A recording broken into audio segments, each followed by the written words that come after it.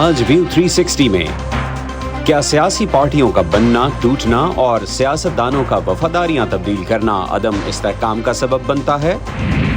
क्या एक नई सियासी पार्टी मुल्क में जमहूरी अमल को मजबूत कर पाएगी?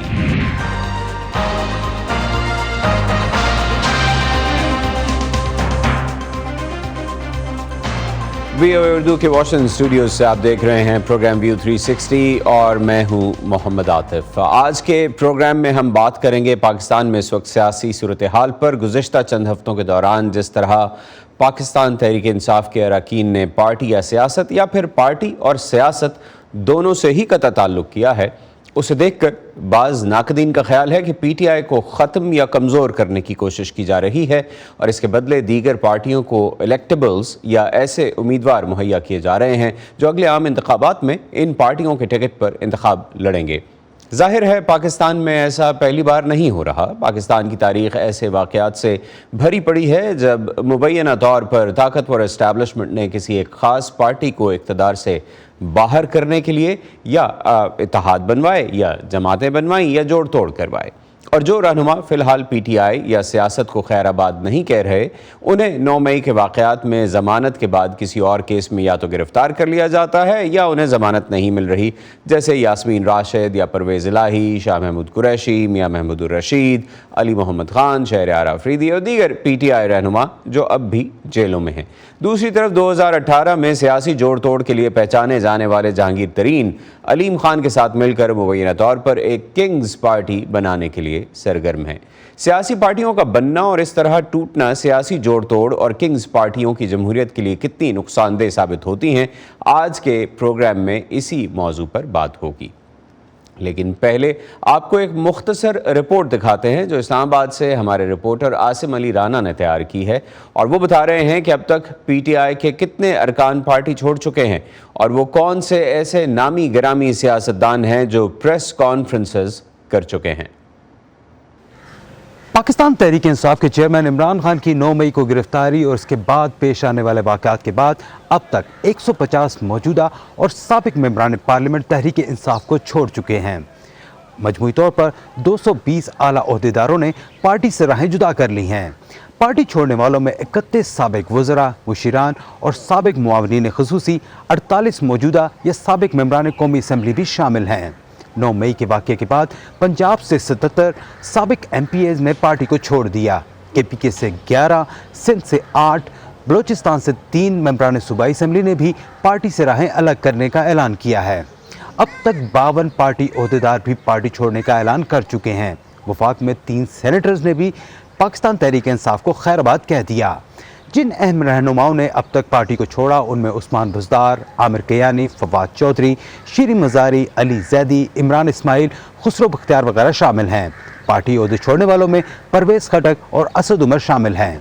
पाकिस्तान तहरीक इंसाफ का कहना है कि इन अरकान ने पाकिस्तानी इस्टेब्लिशमेंट के दबाव पर पार्टी को छोड़ा है, जबकि हुकूमत का कहना है कि ये अफराद पार्टी की मुबैना तौर पर मुल्क दुश्मन सरगर्मियों की वजह से अपनी जमात से अलग हो रहे हैं। पाकिस्तान तहरीक इंसाफ ने 2018 में जब इक़्तिदार संभाला उस वक्त इन पर इल्ज़ाम था कि उस वक्त की इस्टेब्लिशमेंट ने आज़ाद और मुख्तलिफ जमातों को तोड़कर इस पार्टी में शामिल करवाया। इंतखाबात के बाद आज़ाद अरकान को ज़बरदस्ती इस पार्टी में शामिल करने के इल्ज़ामात आयद किए गए।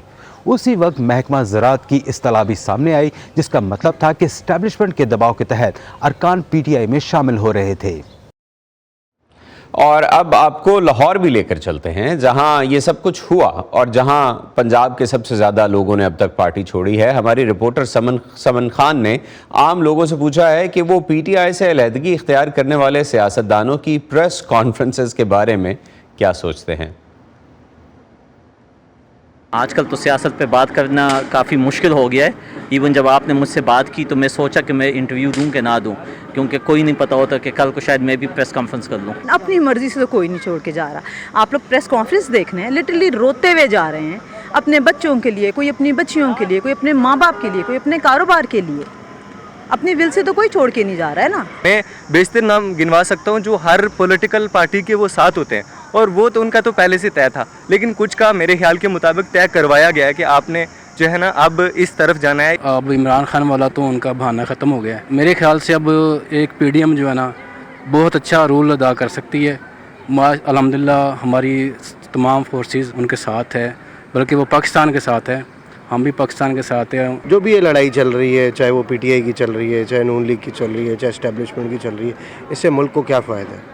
इनकी आपसी जंग है ये सब की। वो कहता है मैं पहलवान, वो कहता है मैं पहलवान। इस सब पहलवान के चक्कर में जो बेचारे आम लोग हैं उनका कोई भी नहीं सोच रहा, और लगता नहीं है कि आगे भी कोई सोचेगा। जिसके हाथ में लाठी आती है वही बदमाश बनता है, और यही बनता चला आया आज तक। कभी कोई जो है वो थाने और कचहरी की सियासत करता है, तो कभी कोई नंबर्स की सियासत करता है, लेकिन मफाहमत की सियासत या किसी किस्म की कह लें जिसको तनकीद बराए तरक्की, वो वाला किसी ने भी अब तक किया हुआ मुझे तो नहीं दिखा। पीटीआई वाले छोड़ के जा रहे हैं, मेरे ख्याल से तो वो बड़ा सही कर रहे हैं, क्योंकि ये जो पॉलिसी अपनाई है किसी सियासी जमात ने नहीं अपनाई सवाए MQM के, तो उस लिहाज से तो वो बेहतर कर रहे हैं, अपने आप को सेफ भी कर रहे हैं। कोई सियासी जमात इस हद तक नहीं गई जिस हद तक ये गए हैं। और सबसे बड़ी जो चीज़ है हमारी फ़ौज है। अगर हम फ़ौज के ख़िलाफ़ हो जाएंगे तो फिर कौन लड़ेगा? हम तो नहीं जाके लड़ सकते। मुझे ऐसा लगता है कि पॉलिटिक्स में वो वाली एक टर्म होती है कि उगते सूरज के पुजारी हैं, तो बेसिकली जहाँ की हवा चलती है ये वहीं का रुख कर लेता है। और इसमें बहुत सारे वो लोग हैं जो लोटे हैं, और बेसिकली उनको जहाँ नज़र आता है कि जहाँ पे अब नेक्स्ट पावर मिलेगी, जिसको नेक्स्ट कंट्रोल मिलेगा, वो उस तरफ चले जाते हैं। तो सोशल मीडिया ने लोगों को इतनी अवेयरनेस दे दी है कि आप जो मर्ज़ी प्रिटेंड करें, सामने सबको पीछे के हालात पता है कि पार्टी छोड़ने से अगर आपको लग रहा है कि वो पार्टी इस वक्त एक ब्रांड है, इमरान खान जो है वो एक ब्रांड है इस वक्त। लेकिन हुकूमत का कहना इससे मुख्तलिफ है। वो कहते हैं कि इस्टेब्लिशमेंट या हुकूमत किसी सियासतदान पर कोई दबाव नहीं डाल रही, बल्कि रिहाई पाने वाले अफराद वो हैं जिनके खिलाफ शवाहिद काफ़ी नहीं थे कि वो बराह रास्त 9 और 10 मई के हमलों में मुलव्वस थे। आपको दिखाते हैं कि राना सनाउल्लाह ने इस बारे में VOA के अली फुरकान को क्या बताया था। इसमें कुछ लोग तो ऐसे हैं कि जो मनसूबा बंदी में, लोगों को वहाँ पे ले जाने में, इकट्ठा करने में, और फिर उसके बाद एक्ट परफॉर्म करने में, यानी आग लगाने का, जलाओ का, गिराओ का, चोरी का, लूट मार का, कुछ लोग तो वहाँ पे शामिल हैं। वो तो चाहे नाक से लकीरें भी निकालें तो उनको तो माफ़ी नहीं मिलेगी। कुछ लोग जो हैं वो ग्रे एरिया में हैं, यानी वो थे तो वहीं पे लेकिन वो कहते हैं कि जी हमारा इस चीज़ से कोई ताल्लुक नहीं था, हमने तो कभी ऐसा जो है वो नहीं कहा, बल्कि हम इस चीज़ को नापसंद करते थे, हम तो इख्तलाफ करते थे। जैसे एक दो ने प्रेस कॉन्फ्रेंस की और उन्होंने कहा कि जी हम इसके ख़िलाफ़ थे। उनके लिए ये एक अपॉर्चुनिटी है कि अगर वो अपने आप को डिस्टेंस करें पब्लिकली और इस बात का यकीन दिलाएं कि वो न सिर्फ इस अमल में शामिल नहीं थे बल्कि आइंदा भी कभी इस अमल में शामिल नहीं होंगे, तो उनके लिए जो है वो ये क्रिमिनल जूरिस्प्रूडेंस का फार्मूला है कि अगर कोई आदमी आगे एडमिट भी कर ले अपना क्राइम और प्लीड गिल्टी करे और उसके बाद माफ़ी चाहे तो कोर्ट्स भी सज़ा आदी कर देती हैं। तो उनके लिए है, उनको जो है वो फिर गिरफ़्तार नहीं किया जाता उस वक्त से जब वो अपने आप को डिस्टेंस कर लें। जो पीटीआई के रहनुमा जो अलहदा हो रहे हैं जमात से, इनके लिए नून लीग के दरवाजे खुले हैं? नहीं, हमारे पास बहुत कम गुंजाइश है। कुछ 10-15% जगहों पे ऐसी सूरत हाल है कि वहाँ पे हम अकोमोडेट कर सकते हैं और उस हद तक करेंगे, उससे ज़्यादा हमारे पास गुंजाइश नहीं है।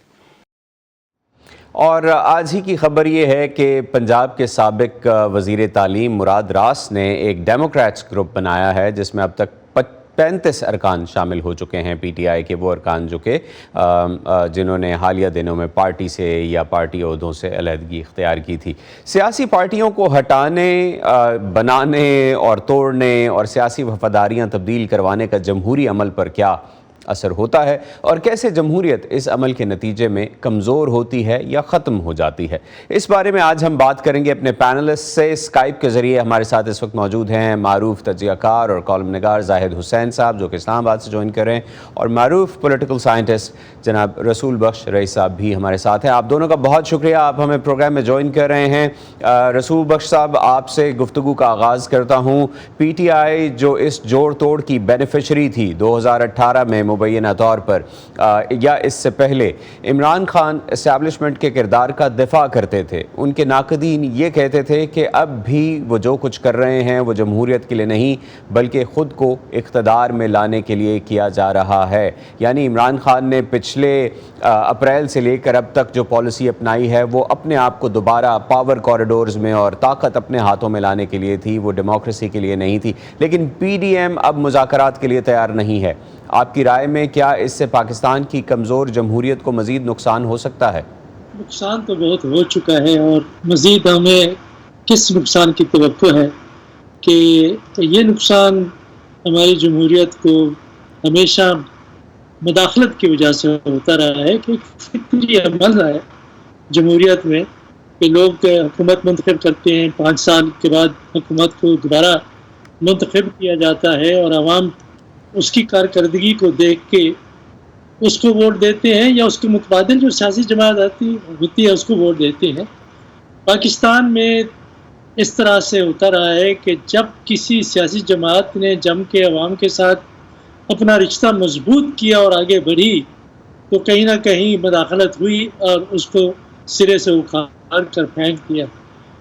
یہ جمہوریت پاکستان کی کمزور ہوگی نہیں, اتنا ہو چکی ہے کہ اس کے بارے میں آج کل جو پاکستان کے حالات ہیں یہ کہنا کہ ایک جمہوری حکومت ہے, میرا خیال ہے کہ اس لفظ کی توہین ہے کہ ایک 13 جماعتی اتحاد ہے اور 13 جماعتی اتحاد صرف مداخلت کا دفاع کرنے اور اس کا جواز پیش کرنے اور صرف جو حالات پیدا کیے گئے ہیں پی ٹی آئی کے لیے اس سے فائدہ اٹھانے کے لیے ہے, اس کے علاوہ اس کو کوئی اور کردار نہیں ہے. تو اس قسم کے جو فرنٹ ہیں یا کنگز پارٹی وہ ہمیشہ میسر رہی ہیں جس کی وجہ سے ایک فطری جمہوری عمل پاکستان میں پنپ نہیں سکا.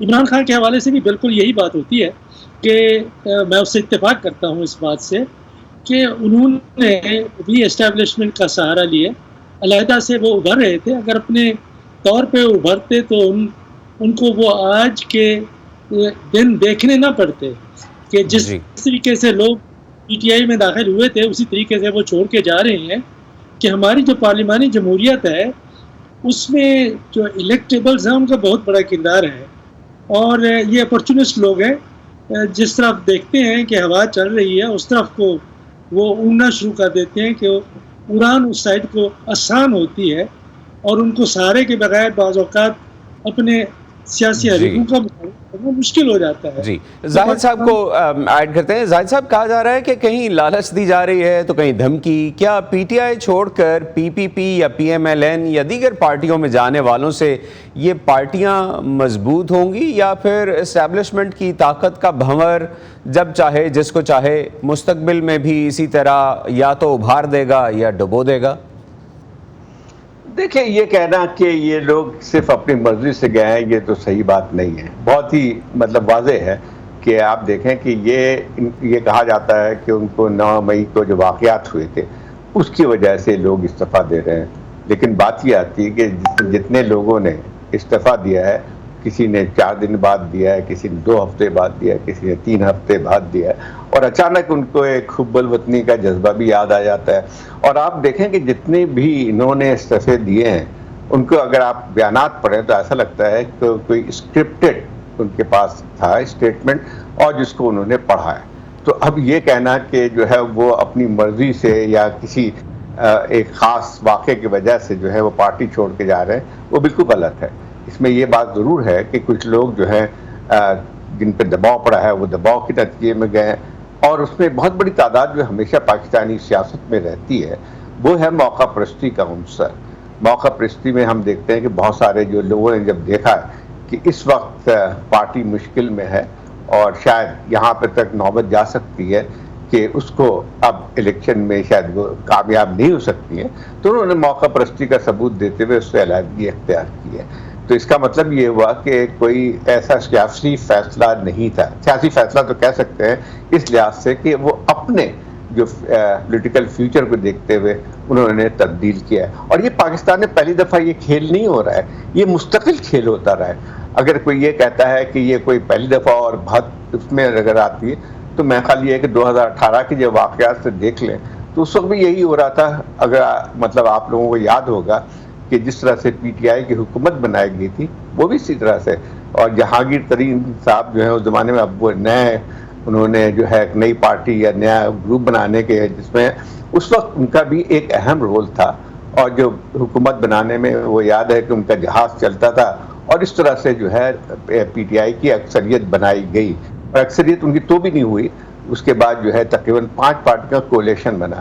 تو مسئلہ یہ آتا ہے کہ یہ ایک بہت بڑا سوال ہے کہ کیا پاکستان میں حقیقی معنوں میں جمہوریت رہی ہے؟ تو میں نہیں سمجھتا ہوں کہ کبھی بھی حقیقی معنوں میں جمہوریت رہی ہو, پارلیمنٹ پاورفل ہوا ہو, یا فیصلے جو ہے پارلیمنٹ کے اندر ہوتے رہے. یہ نہیں ہوا ہے. اور آج جو ہم جو بحران دیکھ رہے ہیں وہ ایک تسلسل کے ساتھ ہے, یہ ایک دن کا نہیں ہے, بلکہ اگر آپ دیکھا جائے تو ہم مستقل ایک سیاسی بحران کا شکار رہے ہیں. لیکن سوال یہ ہے کہ کیا یہ آنے والے وقت میں یہ تسلسل مزید اپنی گرپ کو مضبوط کرے گا ڈیموکریسی کے اوپر؟ رسول صاحب, پی ٹی آئی کے سپورٹرز کا کہنا ہے کہ جس طرح ان کے لیڈر نے سیاست میں فوج کی مداخلت کو چیلنج کیا ہے, اس سے پاکستان کی سیاسی تاریخ میں ایک نئی صورتحال پیدا ہوئی ہے اور طاقتور اسٹیبلشمنٹ بیک فٹ پر چلی گئی ہے. کیا آپ کو کیا لگتا ہے, کیا واقعی ایسا ہے, اور اس سے پاکستان میں جمہوریت کو کوئی فائدہ ہوتا نظر آ رہا ہے جو موجودہ سچویشن ہے اس سے؟ پہلا حصہ تو میرا خیال ہے کہ درست ہے کہ ایک بیانیہ بہت عرصے سے پاکستان کے گھروں کے اندر کونوں خدروں میں, پروگریسو انٹلیکچوئلز میں, ریجنل پولیٹیکل پارٹیز میں موجود تھا, اور پنجاب کے باہر بھی موجود تھا کہ سیاست اور جو جمہوریت اور سیاسی جماعت کی حکومت کسی کی بھی ہو, آخری لفظ کسی اور کے پاس ہے, اور سائیں ہیں جن میں کہ حکومت چلتی ہے, اور ان سائیوں سے نکلنے کی ضرورت ہے. میاں صاحب نے بھی ووٹ کو عزت دو کا نعرہ لگایا, ایک بیانیہ تھا بڑے تسلسل سے, پاکستان کے بننے کے فوراً بعد سے یہ چلا تھا, اور اس کو پنجاب میں پذیرائی ملی ہے, کے پی میں بہت زیادہ ملی ہے, اور پاکستان کے دیگر حصوں میں بھی. عمران خان کے بارے میں کوئی شک نہیں کہ وہ سہارا لے کے آئے, لیکن پھر جب وہ اقتدار سے نکالے گئے تو انہوں نے ایک مزاحمت اور تصادم کی پالیسی کو اختیار کیا جس کی سزا کہ آج انہیں مل رہی ہے. اور ایک جو پاکستان کی سیاست میں جو ایک بنیادی تضاد رہا ہے اس کے بارے میں کھل کے بات ہم یہاں رہتے ہیں نہیں کر سکتے, وہ کھل کے سامنے آ گیا ہے. اس کے دو نتائج نکل سکتے ہیں, ایک تو یہ ہے کہ طاقت کا سرچشمہ عوام ہے, اور دوسرا یہ ہے کہ اس مفروضے کو بھول جائیں اور اس خواب میں بالکل کبھی نہ رہیں, اور جو رہتے ہیں وہ ہم کی جنت میں رہتے ہیں, بلکہ طاقت کا سرچشمہ کہیں اور ہے, اور وہاں سے آپ رہنمائی حاصل کریں تو آپ کی سیاست آگے چلے گی. اس کا فیصلہ تو ہو کے رہے گا. زائزہ مشرف کی پی ایم ایل کیو ہو, پی ایم ایل این اور پی پی پی کو لیول پلینگ فیلڈ ملتے ہی سکڑ گئی, ایم کیو ایم جیسی ریجنل پارٹی بھی مکمل طور پر ختم نہ ہو سکی, لیکن پی ٹی آئی اور اسٹیبلشمنٹ کی موجودہ محاذ آرائی براہ راست ہے. کیا اسٹیبلشمنٹ مائنس عمران خان کا گول اچیو کر پائے گی؟ مستقبل میں پی ٹی آئی کی کیا شکل دیکھتے ہیں آپ؟ دیکھیں, یہ پاکستان کی سیاست میں یہ پرانا کھیل ہے, یہ ہم نے آج کے واقعات نہیں ہیں, بلکہ ہمیشہ سے جو ہے یہی رہا ہے کہ جو ہے اسٹیبلشمنٹ وہ سب سے زیادہ یہاں پہ پاورفل رہی ہے. اور اس میں یہی دیکھیں کہ یہ کھیل جو ہے جس کو کہتے ہیں کہ وہ ہمیشہ سے 1990 کی دہائی میں اگر آپ دیکھیں جب ضیاء الحق کا مارچ ختم ہوا, اس کے بعد جو ہے الیکشنز ہوئے تھے, تو اس وقت پھر وہی کھیل کھیلا جا رہا تھا. ایک وقت میں کوشش یہ کی گئی تھی کہ بینظیر صاحبہ کو ہٹایا جائے, لیکن وہ ممکن نہیں ہو سکا تھا, اور اسی طرح سے پھر بعد میں نواز شریف صاحب کو بھی ہٹایا گیا تھا, اور 1990 کے بعد جو ہے جب فوجی ایک حکومت آئی تھی تو یہی ہوا تھا کہ وہاں پہ حکومت ختم کر دی گئی تھی, اور ایک پوری پی ایم ایل این سے ذریعے ایک پی ایم ایل کیو کا وجود آ گیا تھا اوور نائٹ.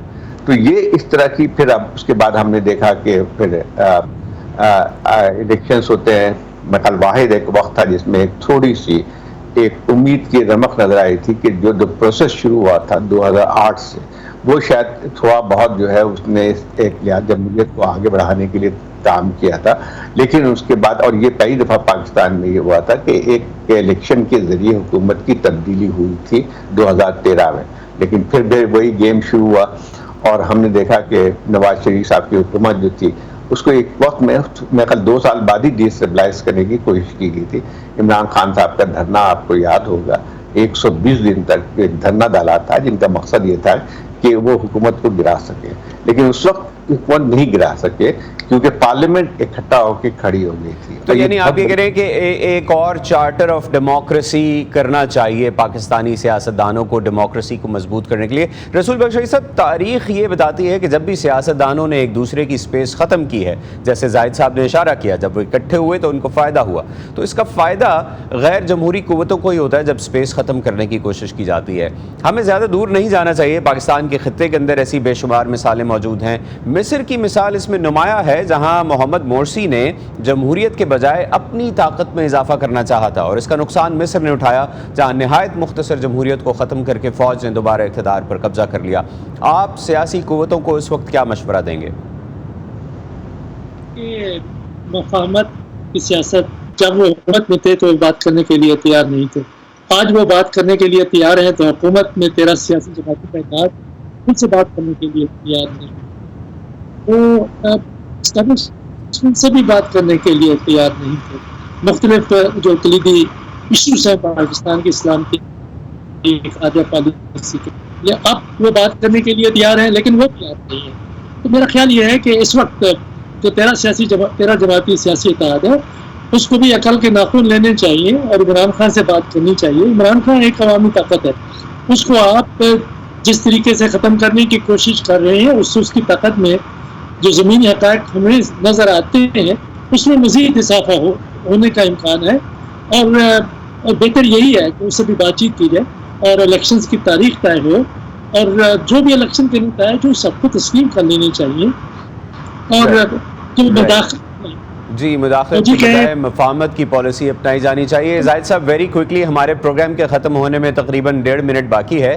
یہ جو پولیٹیکل آرم ٹوئسٹنگ کی جاتی رہی ہے جب سے یہ سلسلہ شروع ہوا ہے تب سے لے کر اب تک، اس کا کولیٹرل ڈیمیج کیا ہے؟ کولیٹرل ڈیمیج وہی ہے کہ جو امید کی جا رہی تھی کہ شاید جمہوریت کی جو ہے تھوڑی سی شروع ہو جائے گی، وہ ختم ہو گئی ہے۔ دیکھیں، ایک بات یہ کی جاتی ہے کہ اسٹیبلشمنٹ کے خلاف عمران خان صاحب نے جدوجہد کی ہے، لیکن اگر دیکھا جائے جو محاذ آرائی سیاسی طور پہ ہوتی رہی ہے اس میں سب سے بڑی بینیفیشری وہی اسٹیبلشمنٹ ہی رہی ہے۔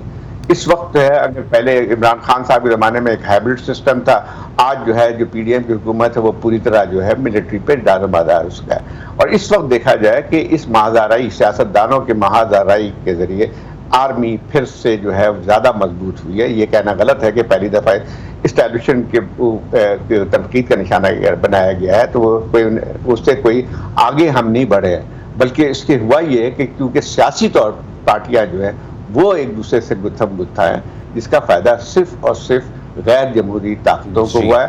یہی پاکستان، یہی سب سے بڑا المیہ پاکستان۔